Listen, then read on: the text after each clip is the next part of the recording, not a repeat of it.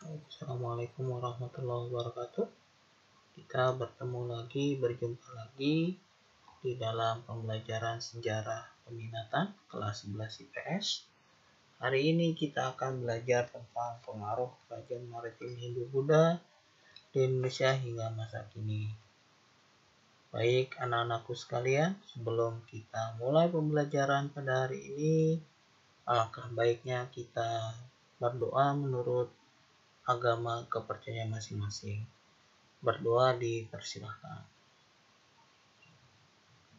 Baik, terima kasih anak-anakku sekalian yang telah hadir di media online, yang telah hadir menyimak materi ini. Saya mengucapkan terima kasih. Mudah-mudahan kegiatan pelajaran ini bisa memberikan semangat untuk belajar menghargai kebudayaan dari bangsa Indonesia sendiri pada masa Hindu-Buddha. Baik, kita akan kali ini di dalam pembelajaran kita menggunakan Sway. Kalau kemarin kita menggunakan PowerPoint, kita menggunakan metode Sway dalam membuat video ini atau dalam membuat materi tentang kerajaan maritim Hindu-Buddha. Nah, Sway ini ada di dalam Microsoft 365. Baik, anak-anakku sekalian, kita akan lanjut.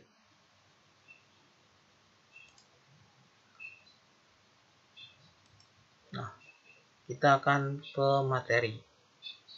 Ini bagian awal dari materi kita. Nah, di dalam rancangan gambar ini menggambarkan bagaimana bangsa kita pada masa dulu adalah sudah terkenal dengan keberanian dalam mengarungi lautan. Nah, ini adalah bagian dari relief yang ada di Candi Borobudur. Nah, ini KD kita 3.1 dan 4.1. Nah, inilah bagaimana masyarakat kita yang dikenal dengan masyarakat yang santun, berperadaban, menghargai orang lain, menerima pendapat orang lain, dan mereka sudah bertoleransi sejak pada masa Hindu-Buddha. Hingga sampai saat ini, mereka wariskan kebudayaan itu kepada bangsa Indonesia. Artinya, masyarakat kita sudah terkenal dengan budaya toleransinya sejak zaman dahulu kala. Nah, sekilas. Artinya apa? Sejak pada masa prakarsara kita sudah mengenal dengan kemampuan pelayaran. Teknologi pelayaran ini menjadi modal bangsa ini untuk melakukan hubungan dengan bangsa lain.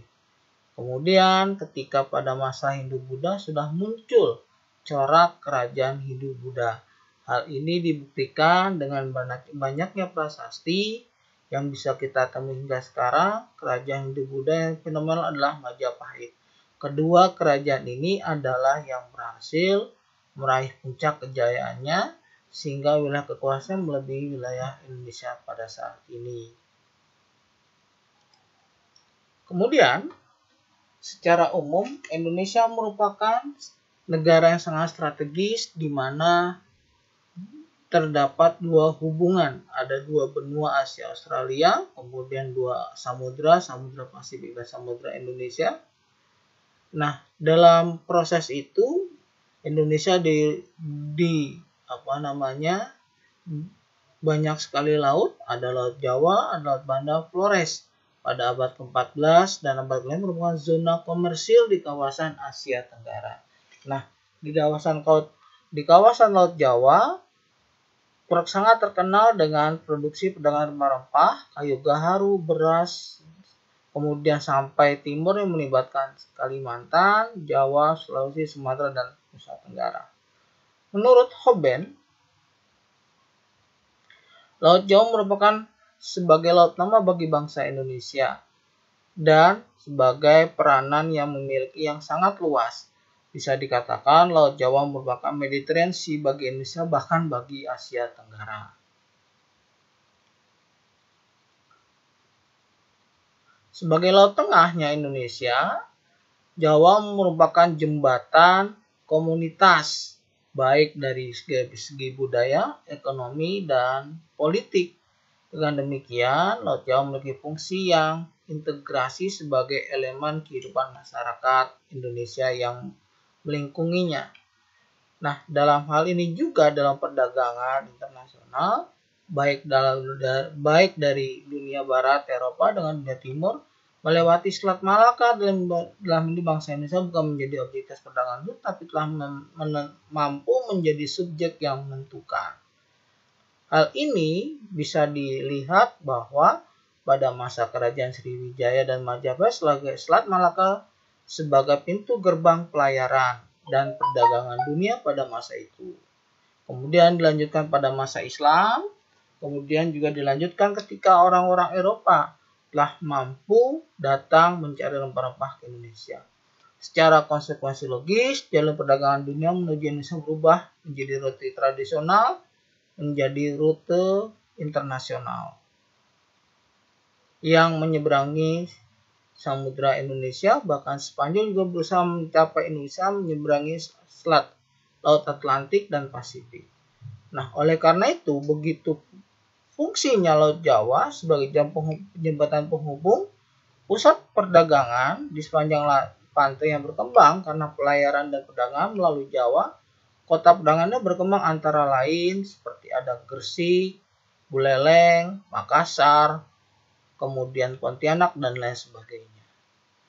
Singkat cerita bahwa sejarah Indonesia, pelayaran dan perdagangan Laut Jawa mencakup pelayaran perdagangan di seluruh Nusantara. Ini berarti Laut Jawa merupakan inti atau core dari aktivitas pelayaran perdagangan di Nusantara. Jadi berbicara tentang pelayaran di Nusantara berarti berbicara tentang peranan yang dimainkan oleh Laut Jawa. Laut Jawa berperan sebagai katalisator jaringan pelayaran perdagangan seluruh Nusantara. Jangkauannya mencakup Pulau Jawa, Sumatera, Kalimantan, Sulawesi, Nusa Tenggara, bahkan Maluku, Rianja, dan pulau kecil lainnya.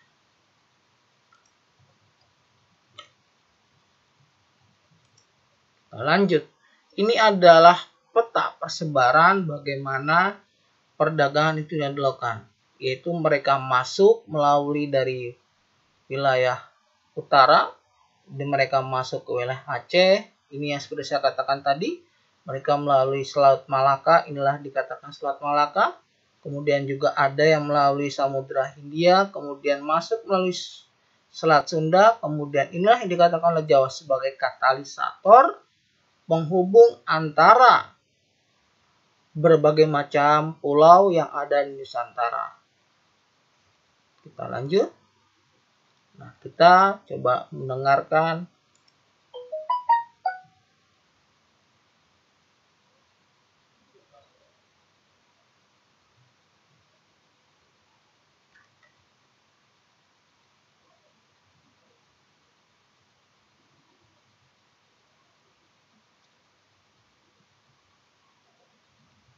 video ini.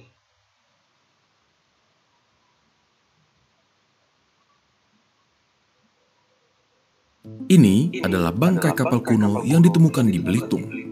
Ada juga penemuan kapal kuno di Cirebon, Pulau Buaya, Intan, dan di Jawa. Pada zamannya, tiap kapal-kapal yang berasal dari berbagai belahan dunia termasuk India dan Arab ini tidak hanya mengangkut manusia, melainkan mengangkut muatan yang serupa, yaitu karya-karya keramik dari Cina. Kita mungkin sering digemborkan dengan berita-berita mengenai proyek raksasa jalur sutra yang dicanangkan oleh Tiongkok. Media membuatnya seakan-akan ini adalah hal yang baru dan bahkan terkesan mengancam. Padahal sejarah membuktikan bahwa Asia Tenggara, Cina, dan seluruh Timur Tengah selalu terhubung dalam ikatan perdagangan maritim.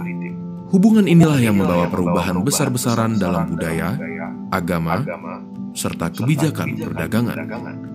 Bagaimana kita dapat mengetahui hal tersebut?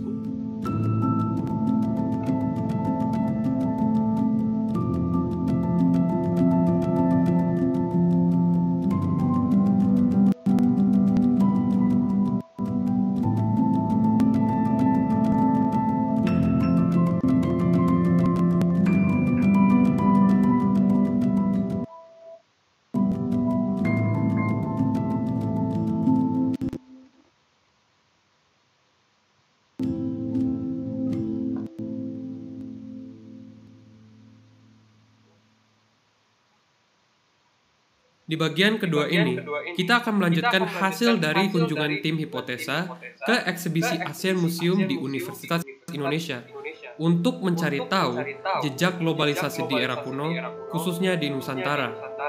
Kami bertemu dengan Bapak Aminuddin, selaku Direktur ASEAN Museum dan Kepala Penelitian Bidang Seni di Asia. Jadi begini, sebelum abad Masehi itu sudah ada interaksi antara Nusantara itu dengan beberapa negara yang termasuk India atau itu Cina, karena kita tidak tahu persis kapan sih sebenarnya hubungan antara bangsa kita itu dengan bangsa-bangsa yang lain, ya, karena pada saat itu jalur pelayaran atau maritim itu adalah satu-satunya jalan yang ditempuh dalam peradaban masa itu. Makanya Selat Malaka sangat memegang peran sangat penting di dalam suatu komunikasi era globalisasi pada zaman itu. Terdapat sekitar 70.000 karya keramik yang ditemukan di bangkai kapal Belitung, 8.000 keramik di bangkai kapal Intan, dan di bangkai kapal Jawa terdapat lebih dari 100.000 karya keramik yang berasal dari Cina. Karena banyaknya komoditas keramik yang diperdagangkan, jalur perdagangan ini juga sering disebut sebagai jalur keramik atau ceramics road. Produk ini memang sangat diminati oleh masyarakat di Asia Tenggara, khususnya di Indonesia. Dan sebagai gantinya, Indonesia juga mengekspor barang-barang seperti rempah-rempah, perhiasan, wewangian, dan bahan makanan ke Cina. Selain menjadi hadiah bagi penguasa di kerajaan-kerajaan di Indonesia dan simbol status, keramik dari Cina bahkan sempat menjadi alat tukar bagi berbagai kerajaan-kerajaan di Asia Tenggara. Ekspor dari perdagangan keramik mulai meningkat pada abad ke-10. Dinasti Song memulai berbagai kebijakan ekonomi yang mempromosikan perdagangan dengan bangsa asing. Berbagai pusat-pusat perlabuhan untuk perdagangan pun dibuka dan pedagang-pedagang lain diajak untuk berdagang bersama Cina. Setelah Kekaisaran Song jatuh dan diganti oleh Yuan, kebijakan perdagangan bebas tetap dijalankan di Cina. Bahkan, Kaisar Yuan memberikan kekuasaan bagi penganut agama Islam dari Arab untuk mengatur perdagangan Tiongkok dengan Indonesia serta seluruh Asia Tenggara. Cina bukanlah satu-satunya bangsa kuno yang pernah berhubungan dengan Indonesia. Dari abad sebelum Masehi, pedagang dari India pun turut berdagang dengan Indonesia. Hubungan ini juga membawa budaya Sanskerta serta agama Hindu dan Buddha. Tidak seperti yang dikira banyak orang, Indonesia memang sudah berinteraksi dengan bangsa asing secara intens. Komunikasi kita zaman dahulu itu tidak seperti komunikasi zaman sekarang, tapi intensnya, keseringannya sangat sering sekali. Karena apa? Ada periode-periode atau masa-masa atau musim-musim di mana orang-orang asing itu datang ke pelabuhan di Nusantara, termasuk juga orang-orang kita Nusantara itu di pelabuhan orang asing sana, Persia, India atau Cina, sangat sering banget. Itu dibukukan ya melalui satu kerjasama secara formal oleh dua kerajaan yang bersangkutan, kerajaan Nusantara dengan kerajaan yang luar negeri yang bersangkutan sana, dengan adanya apa? Dengan adanya tukar atau kirim utusan-utusan.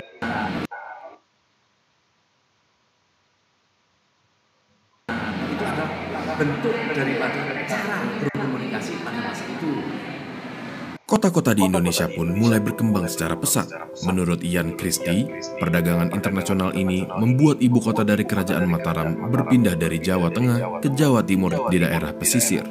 Seiring berjalannya waktu, Jawa bahkan menjadi eksportir beras, cendana, lada hitam, garam, dan gula terbesar bagi Cina. Sementara itu, Jawa menjadi importir perhiasan dan karya-karya keramik dari Tiongkok yang melambangkan budaya konsumtif yang makin berkembang.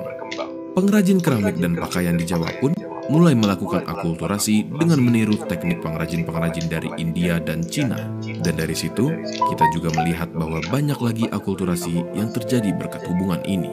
Sekarang ini, tradisi untuk menyepi.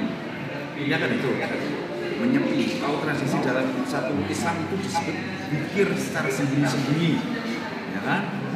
Yang tidak perlu diketahui banyak orang dan sebagainya. Dalam arti apa? Mencari jati diri. Kalau di Cina sana itu yoga, kan itu, kan?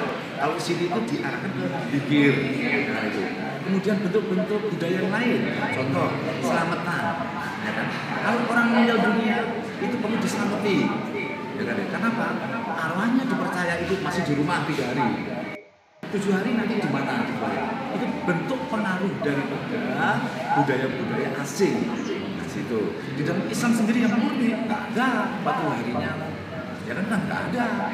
Kalau Nabi Muhammad juga nggak pernah gitu. Tapi bagaimana para wali songo itu meletakkan pondasi tentang masalah penyebaran Islam melalui akulturasi, jadi diterima, tidak langsung membabat alas dan membuang kepercayaan masyarakat lokal.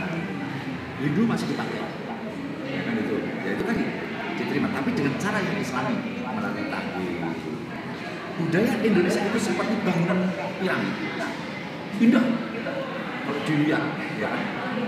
Terdiri dari beberapa batu bata berbagai macam ukuran sampai itu meruncing ke atas, ya kan itu batu bata ini budaya yang dicampur sehingga itu menjadi suatu bentuk yang budaya Indonesia.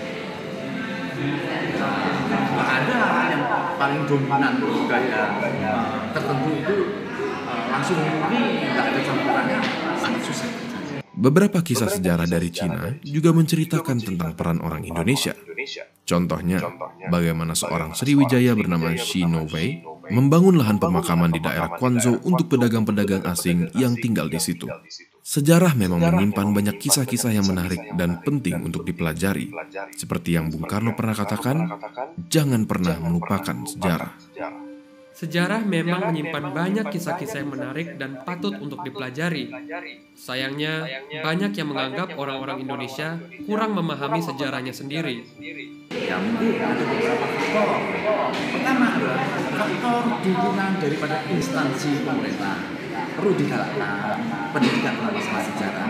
Bukan hanya membaca dan hafalan sejarah itu.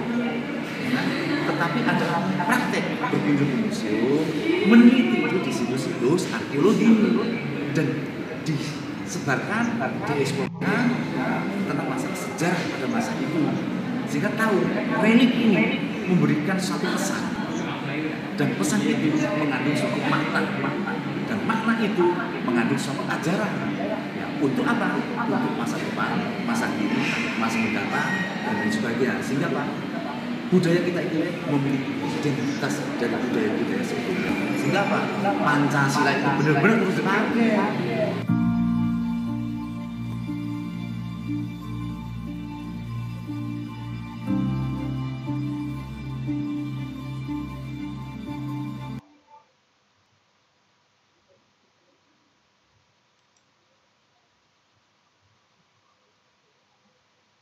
Baik, anak-anakku sekalian, kita lanjut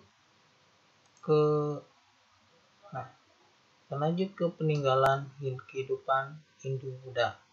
Kita lihat ini adalah relief yang ada di Candi Borobudur. Kemudian inilah sistem pemerintahan yang ada di dalam kerajaan Hindu dan Buddha. Nah, sistem pemerintahan ini dipakai juga pada masa kini. Kalau kita mengenal dengan dalam ilmu tata negara, ini disebut dengan sistem monarki atau sistem pemerintahan kerajaan, di mana kepala negaranya adalah seorang raja. Bahkan juga kepala pemerintahan juga seorang raja. Kita lihat ini strukturnya yang ada di dalam kerajaan Hindu-Buddha di Indonesia. Nah, artinya apa? Kekuasaan pada masa kerajaan Hindu-Buddha sifatnya yang bernama raja ini dikenal dengan sebagai titisan dewa. Nah, sistem ini adalah dikenal pada masa kerajaan Sriwijaya dan beberapa kerajaan yang lain di Indonesia. Dan ini menjadi sebuah proses lahirnya sebuah pemerintahan kerajaan, karena pada dahulunya Indonesia adalah berdasarkan kerajaan-kerajaan tradisional. Kemudian sampai sekarang pejabat juga dalam struktur pemerintahan dilakukan adanya sumpah jabatan. Kita lanjut. Nah, ciri khas maritim yang kedua adalah adanya armada militer laut dan pelayaran yang kuat. Ini juga mendukung adanya sebuah proses terbentuknya perdagangan maupun eksistensi kedaulatan wilayah yang dari dahulu kala hingga saat ini. Kemudian kita lanjut, inilah bidang sosial. Dalam bidang sosial dikenal dengan pembagian kasta dalam bidang agama Hindu, kemudian biksu, biksuni dalam agama Buddha. Nah, kita lihat perbandingannya. Kalau pada masa praksara, mereka sudah mengenal dengan pemuka masyarakat, kepala suku, dan rakyat biasa. Kemudian sistem struktur sosial bisa kita pahami, kita baca. Dalam Hindu dibagi menjadi 4 kasta, dalam kerajaan Buddha dibagi menjadi 2 hal. Sehingga inilah perbedaan adanya agama Hindu dan Buddha, adanya sistem pembagian struktur sosial masyarakat. Di dalam ilmu sosiologi dikenal dengan stratifikasi sosial atau pembagian kelas sosial di dalam masyarakat. Nah, ini dalam sistem ekonomi kita dikenalkan bagaimana perdagangan, bagaimana tenaga kerja, penguasaan tanah, pajak, transportasi. Artinya kita sudah dikenalkan sistem pajak pada masa ekonomi, pada masa kerajaan tradisional Hindu-Buddha. Kemudian pada masa ekonomi juga, laut menjadi bahan primadona dalam rangka bidang perdagangan dan memperkuat mobilitas distribusi barang maupun manusia. Bahkan sampai saat ini pemerintah mencetuskan adanya program tol laut yang bertujuan untuk menghubungkan pelabuhan besar yang ada di Indonesia. Sehingga distribusi yang lancar diharapkan menekan biaya produksi. Kemudian sistem bangunan, ini contoh bangunan yang ada di dalam Candi Borobudur. Nah, dalam Candi Indonesia ada candi dan stupa. Nah, inilah ada beberapa daerah seperti yang digunakan. Ada namanya Sima, kemudian ada persembahan, pertapaan, Meru, dan lain sebagainya. Kemudian sistem kesenian, ini bisa digambarkan bagaimana masyarakat kita sudah mengenal sistem kesenian. Ada yang bilang seni tari yang terdapat di Candi Borobudur, kita lihat tadi, ada gending, bungkuk, topeng, kemudian pertunjukan, ada golek, wayang kulit, kemudian relief, ada pada masa relief Prambanan dan Ramayana. Ada kisah Ramayana dan Mahabharata. Kemudian sistem pendidikan, ini bisa dilihat dalam bidang pendidikan, terutama di kerajaan Hindu-Buddha, terutama di Sriwijaya adanya Itsing. Ya, kemudian ada Sriwijaya Asrama, dan kemudian ada istilah surau. Dan inilah bagian dari wujud hasil budaya Hindu-Buddha. Baik, begitu indah akulturasi yang dihasilkan dari budaya Indonesia. Cukup sekian dan terima kasih. Assalamualaikum warahmatullahi wabarakatuh.